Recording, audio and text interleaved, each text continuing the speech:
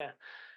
Like, even the thinking of Purple Room songs, like our old band played, like we had 16 songs or something, but to this day I still sing Smile and Credit randomly while at the bakery and stuff. Like those songs are so dang good. And then I remember like the intro to The Machine Without Sound and being like after we wrote The Machine Without Sound, which was like the first song we wrote. I was never like the hugest fan of it, but then I ended up starting to like it more when we added like the without sound part to the beginning and like little things along the way. But now if like we rewrote it, we would do it so much differently and way better.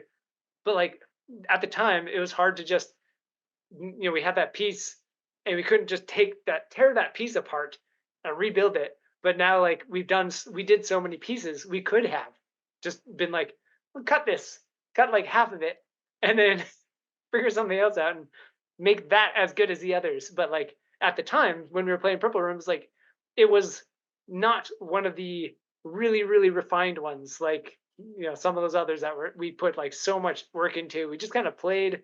It happened, and Yeah. then it could have been amazing, but we never bothered with it as much as Smile or something. And like it was yeah, little things like that. And the same with chapters in a book. It's like this one we do have we can tear it apart, but knowing when to or if we should and all this other stuff, like it was really good for what it is. Like Machine Without Sound was, you can tell it was an intro chapter, but it was good.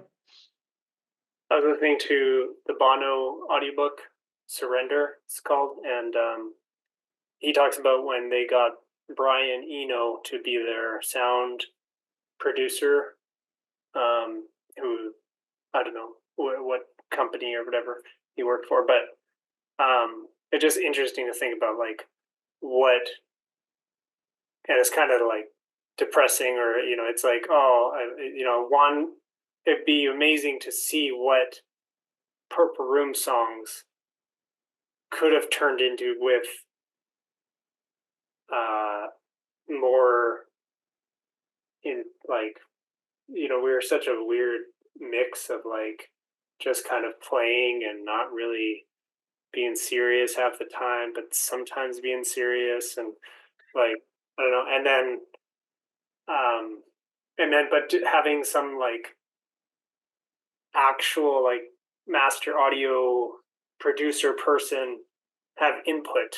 And like Bono talked about how they worked with these people to who really helped them find U2's voice and sound Their and sound, yeah.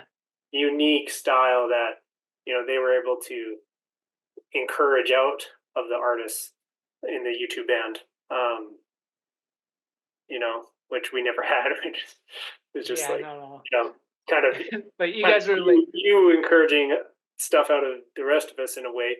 Um, yeah, but like you enjoy or were still learning the instruments. yeah, And like yeah, it was I don't know what Purple Room was, but it started with like, we had 20 people in the music room just shoved in there and just being like, invite everyone, and then like it filtered down and it still carried that vibe of like, we don't know what we're doing all the way to the end of like, hey, let's just get together and play 3 times a week, and half the time we play Smash Bros or something, Hellbox for like 3 hours.